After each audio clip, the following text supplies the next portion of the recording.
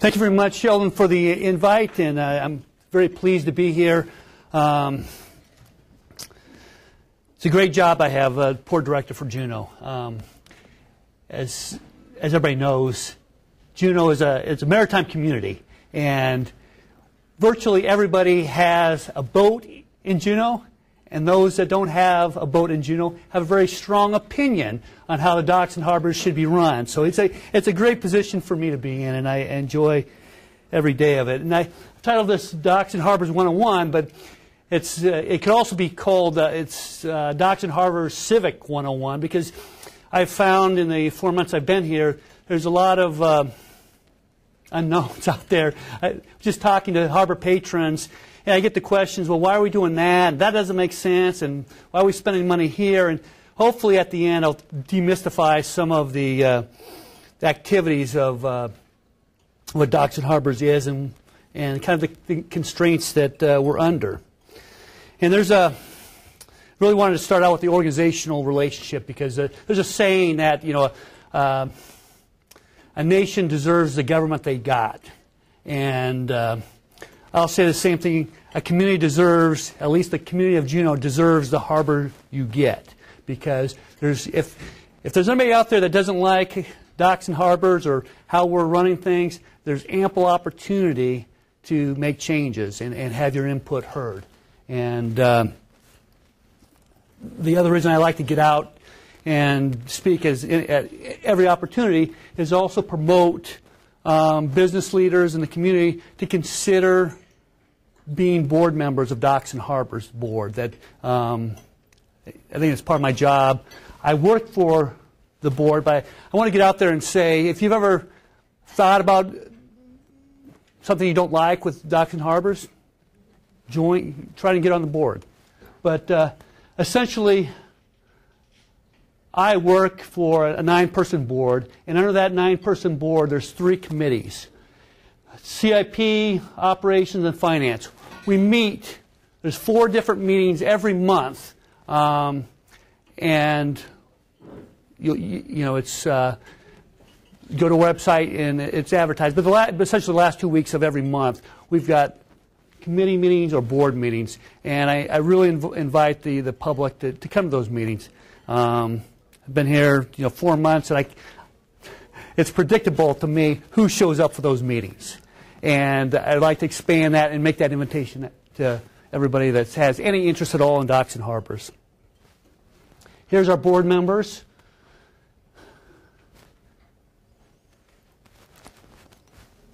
And many of them have been on, you get term limited out, but there's many repeat board members there. While we're trying to get through this, I left on the tables. Again, this is kind of my position to do more outreach. Just this month, we started a newsletter for Docks and Harbors. So I've put on every table the inaugural newsletter. And on the back, as you leave, if you would like to be on an email list to receive this electronically, be more than either just leave your business card or give me your email. And we're still in the process of trying to figure out, how often we're going to send a newsletter out. But I think it's just very important for Docks and Harbors to have that connection with the community and some back and forth communications with what we're doing, because it's obvious that I get a lot of questions where I think that was been well advertised in the past, but since the question is coming up, maybe not. So I will go by memory here and talk a little bit about some of the big projects that we got going on. Probably what's been in the news the most has been the 16B project, which is a cruise ship dock project downtown. It's called 16B for a reason. It's went through that many iterations.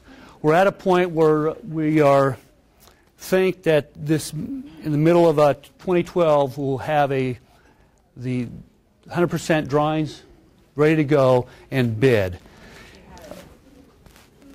Oh, okay. Great. Thank you, Mindy. Anything I need? Okay. You're good. Docks and harbors. We have there's 30, in the summer we have 30 people working for docks and harbors. In the winter, it's down to about half. And essentially what I have is a harbor master. His name is Dwight Tejan. And then we have Gary Gillette, who's the port engineer. Port engineer does all the capital improvement projects. The harbor master runs all the harbors. Under the harbor master, under Dwight, and Dwight's been there since 1st of October, he has the various harbor, what most people would call the harbor masters, but we call them operations maintenance specialists. So they would be at Ock Bay, Aurora, downtown. And then in the summer, we have about 15 folks down at the Port Customs building. And they're seasonal employees only. So that's what we're looking at, about 30 during the peak and 15 off time. Our mission statement: develop and provide services to promote and accommodate marine-related commerce, industry, fisheries, recreation, and visitors. So we've got a very broad mission statement. What that means to me is it's incumbent upon me to ensure that we have broad support for a diversity of our user groups. That means the cruise industries. That means the commercial fishermen. That means the harbor patrons. We also have responsibilities of managing all the CBJ-owned tidelands. So we also do real property management, which is one job that I had no idea coming into the port director job that I'd be doing. What I really want to point out in this slide here is we are an enterprise board. We operate without local or property sales tax. Doesn't mean that we can't compete for the 1% sales tax initiative, the referendum that was just passed, but we do not go to the CBJ for our operating expenses. And the other thing as we go forward here, the monies that under the enterprise fund will expect to be self-generating funds. The monies that we generate from the cruise ship side and the monies that we generate from the harbor side cannot be commingled. So they're firewalled. And so that's why a lot of people will ask the question, why are we building docks, cruise ship docks where Aurora Harbor needs to be replaced? It's just the way we're set up with the enterprise board. Our facilities, our harbor facilities. So we manage about 1,400 slips through Harris, Aurora, Douglas, and Ock Bay. And I'll talk more about DHARTs here in a few minutes. So that's the harbor side, as well as the launch. We operate the launch facilities at Echo Cove, Amalga, North Douglas, the IVF, Intermediate Vessel Float, which is down by the cruise docks, Taku Harbor boat float, and the National Guard dock downtown. So those are also the harbor's responsibilities. And then the other properties that you may not know about is we have 2 boat yards that have been leased out to vendors at DHARTs in Aurora. And we have the new Ock Bay commercial loading facility. And I'll have a picture of that towards the end of the presentation. And we also manage the Douglas RV Park. So, but nobody knew that. So we have the budget.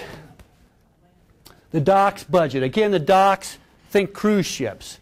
So our current year budget is about $1.5 million. And where the monies come from are from cruise ship moorages and intermediate vessel float moorage, and then the leases and permit fees are from the waterfront sales that we manage again downtown. That's Docks and Harbor's responsibility. And then the majority of our expenses is for those 15 employees that provide the security downtown during the summer. So that's the dock side. The harbor side is about twice the annual budget. And 3/4 of our monies come from, this would be the small boat harbor moorage, as well as trailer fees, things like that. And then the expenses, again, half our expenses are for the 15 employees that work full-time there. And the reason why this is important is to point out we don't generate enough revenue to really have a capital improvement fund for the harbors. All of our harbors' monies, we have to go after grant funding or the 1% sales tax initiative, things like that. There just isn't enough money in the harbors to recapitalize with mortgage fees. That's just very important to realize. And then what I like to point out is just the value of what we do, docks and harbors, when we manage. And this would be through all the cruise ships that come to town. So the two that Docks and Harbors owns, but there's also two privately owned cruise berths. But in 2011, we had 875,000 passengers that came to Juneau. And that's about the same as 2010. 2008 was the high water mark. We had about 1,030,000 or thereabouts. But the numbers that generate, that spin off from the cruise ship, the latest data that I have from the McDowell Group is the average passenger spends $144 when they come to Juneau. So that's equating to $126 million to the Juneau economy. And strangely enough, but the cruise ship crew members that come spend twice as much in Juneau. And at first I was kind of taken aback with that number, but it does make sense if you think about it, that these folks are spending $144 in Ketchikan and Sitka and Skagway. These guys are just spending $300 to go to Costco or Fred Meyer's. But nonetheless, they bring in about $133 million to our economy. And then with a sales tax, this is not insignificant to the operations of the city. And then on top of just the sales tax that we get, the marine passenger fees, this is a local fee, not a tax, not a head tax, but a passenger fee of $5 million. We have a port development fee as well, $3 per person. And then this is what I think most people refer to as the head tax. This is the state's commercial passenger vessel excise tax, which most people commonly refer to as the head tax. And we actually get $5 back from that. So again, for the city coffers, we're talking about $11 million or so based on just the fees that are spun off from the passengers that come to Juneau. I like throwing those numbers up because those are hard numbers and those are real numbers, especially to business people in Juneau. This, again, I got these numbers from JEDC, and to be fully transparent here, this is the commercial fisheries is important to Juneau, but the numbers that I could find are only applicable to all of Southeast. But commercial fisheries is an important aspect to our business in Southeast, and hopefully someday I'll be able to find better Juneau fisheries numbers as well as Juneau Harbor recreational boating numbers. And I've been talking to Brian Holst a little bit about that, seeing where I can get those numbers.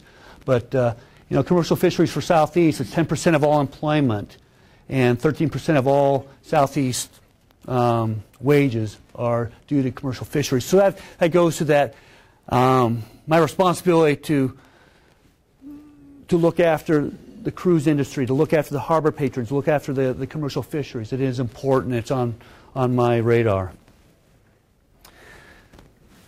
Now we're going to get into some of the capital docks capital. This is Docks and Harbors capital projects, and these are the three that we're juggling right now.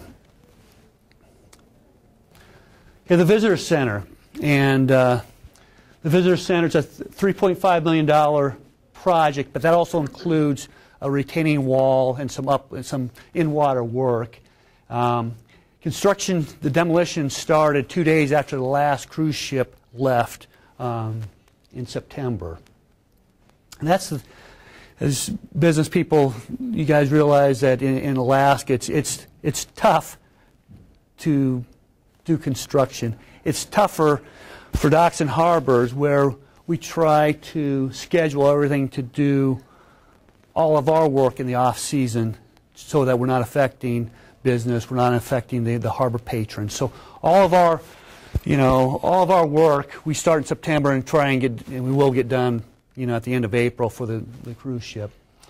But again, the designers, the architects, two of them were in the room here. Jensen Gilbert Lott. It was awarded to North Pacific Erectors, and it was the Visitor Center to be used by Lorraine, and the Juneau Convention Visitors Bureau was funded with CBJ passenger fees. And we also have 1% for art, and we have JHC here. So there's two projects that are ongoing for the Visitor Center. And it's going to look like that when it's done. And I'm told, Mr. Jensen or Dan, if you want to talk about the inspiration to it, but I've been told that it's the inspiration is the bow of a ship. Upside down? I'd have to pass. My partner worked on that, so I'm not familiar with it. Joanne Lott was design on that. Okay. Yeah. Where's the art going to go? Joanne Lott is the architect. Yeah. Is the art going to go inside? The art will go in. Arnie and at least Arnie's work will go inside. Oh, they're both going to go outside? Okay. So I don't know exactly where it's going to go, but okay. So this is the 16B project, the cruise ship replacement project, and we're approaching. We're done with 35% design on that. It's a $62 million project. We've secured half the funding necessary to date through state grants and CBJ fees.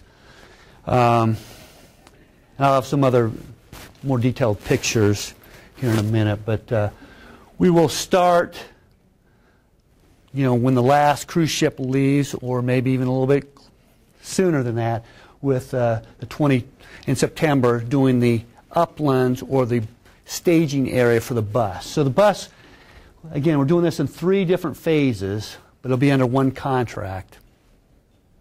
Under 2 contracts. This will be a separate contract that will be let early in 2012, and these two will be the same contract, and they'll be let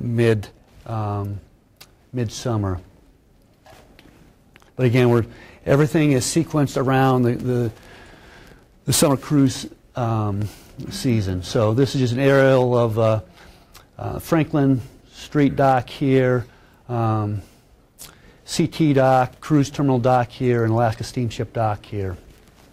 So what we're talking about is replacing these 2 wharfs with a floating pier, floating dock. So this is about 200 feet off the existing wharf.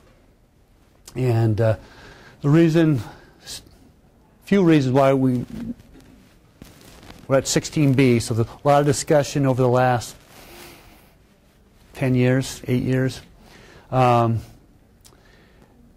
doing this because the actual dock requires significant upgrades, tens of millions of dollars of upgrades. So then the decision is made, well, if we're going to move forward, how are we going to design this?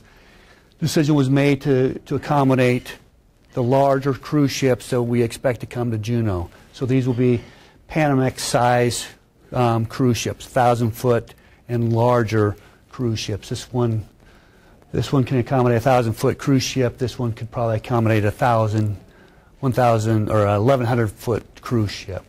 The other thing that as ships are getting larger, another reason that Drew Green pointed out to me today is the need for a floating dock is pretty critical to the cruise industry. That where they would have their brows on the newer ships are much lower on the ship for egress and getting people on and off the ships, that you have to have a floating dock. That's where the industry is going. And it makes sense for ADA compliance that, here in Juneau where we have, 20-foot tides, it's difficult to move people on and off. And so this floating dock really facilitates that.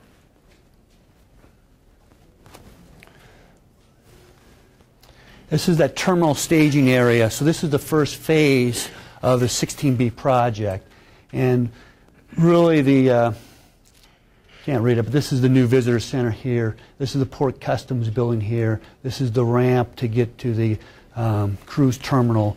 But the vision is to bring people along the waterfront, make it more pedestrian friendly along the waterfront through the Seawalk, which extends down the Franklin berth, but also to get people off the street, pedestrian traffic off the street.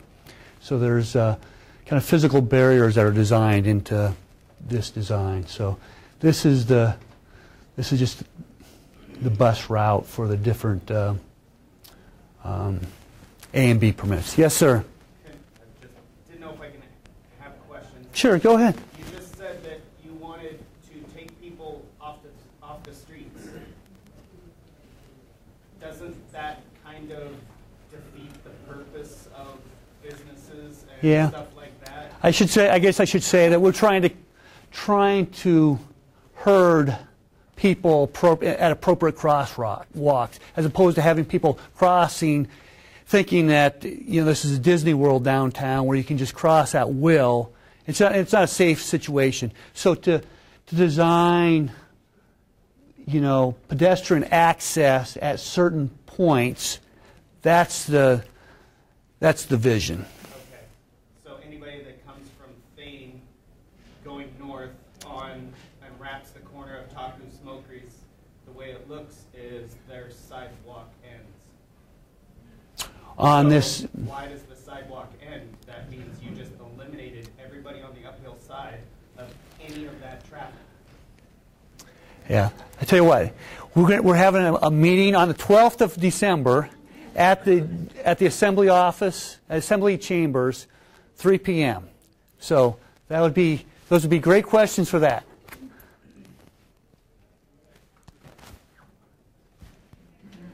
Statter Harbor. So Statter Harbor is the next big project we got going, and when we talk about Statter Harbor, we're talking about D-Hearts, the decommissioning of D-Hearts, and accommodating those patrons into Don Statter Harbor.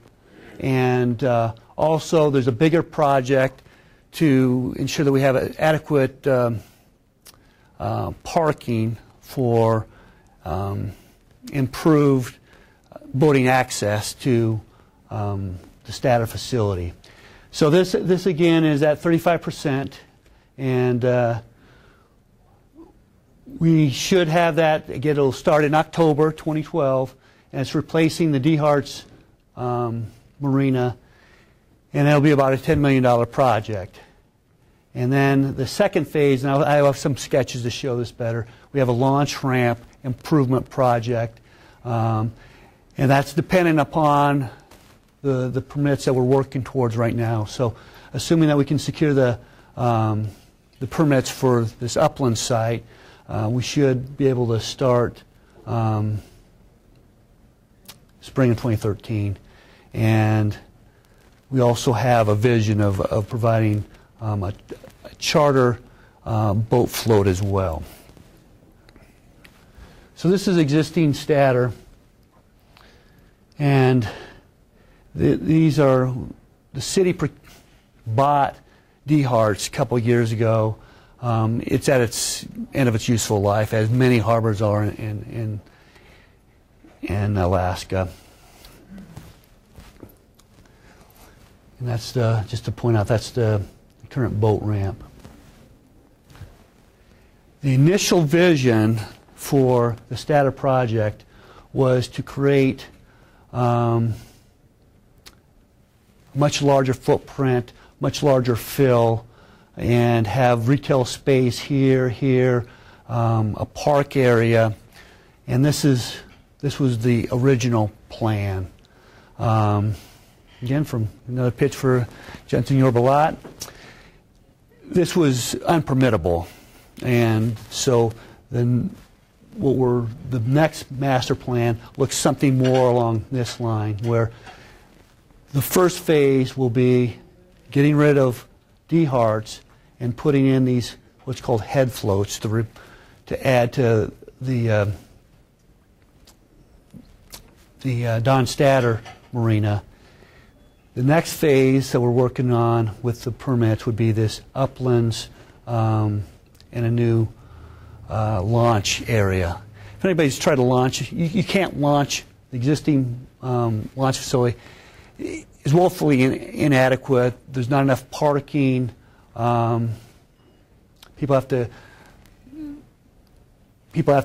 drive on the roads, which we're better off with replacing the boat ramp with a new launch ramp that can be where boats can be used at nearly every tidal stage, have improved egress and egress from the new float. But this is what we're looking at, and we have to get the rub is to get a permit, a Corps of Engineers fill permit to make this happen.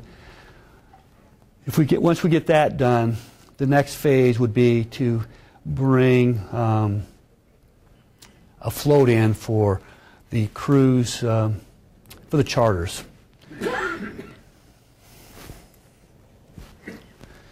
Another project that we're working on right now is Douglas Harbor, and we've got a big meeting scheduled for January with the regulatory agencies, and assuming we can secure those, the dredging permits, we'll start that project again in October 2012, and it'll be about a $5 million project, which is funded with Alaska Harbor Matching Grant funds and some the 1% sales tax initiative.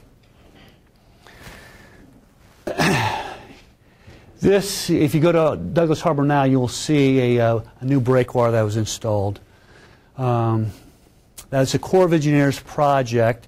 It's locally being secured there by Tricano Construction. We being Docks and Harbors, we supported the project with some matching funds. It's about a $6 million project.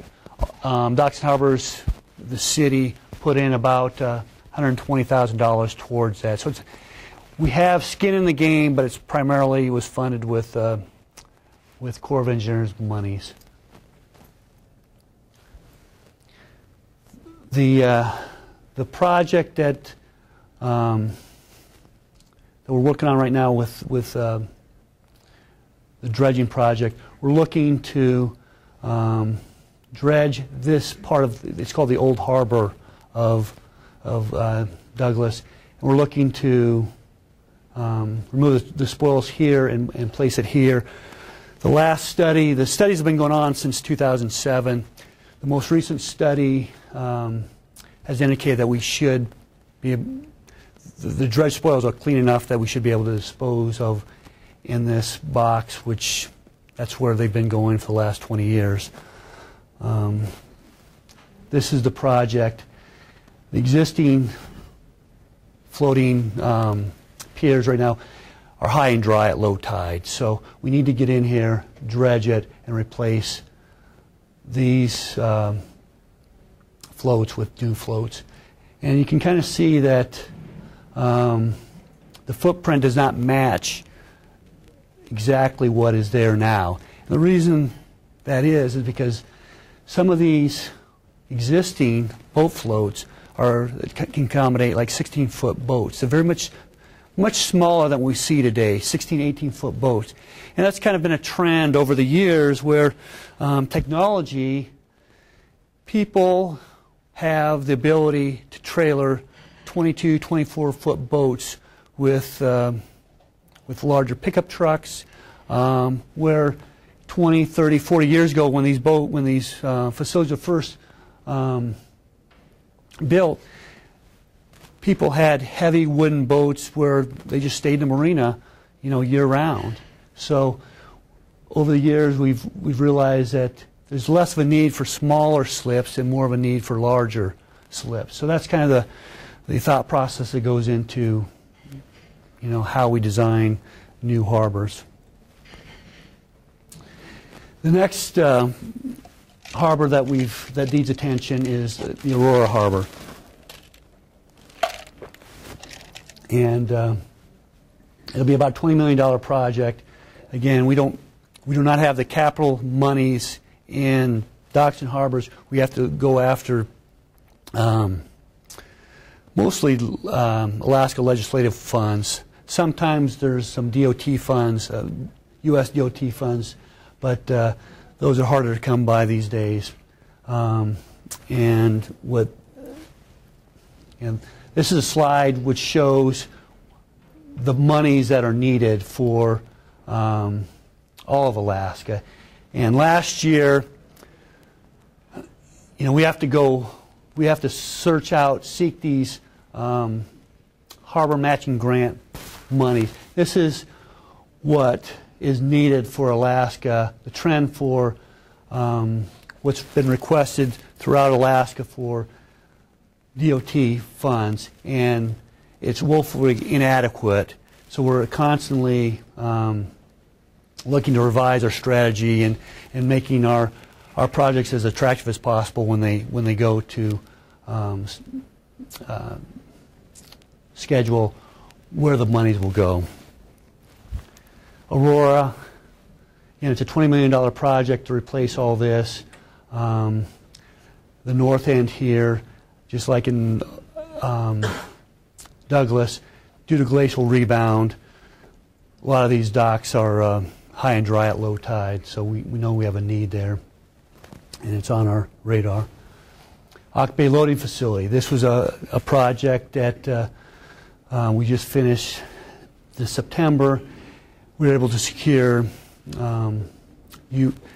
U.S. DOT funds to make this happen, and this was really was designed. This is just out the road north of the ferry terminal, and this was really designed to help facilitate and accommodate the commercial fishermen and the commercial users, move them as much as we can out of Statter Harbor to this facility, and provide an attractive laydown area for our commercial fishermen and for some of the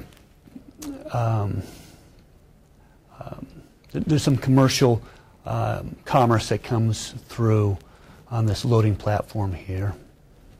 But from all accounts, we've been getting real good feedback for what the Auk Bay Loading Facility is, what it means to the commercial and fishermen out there.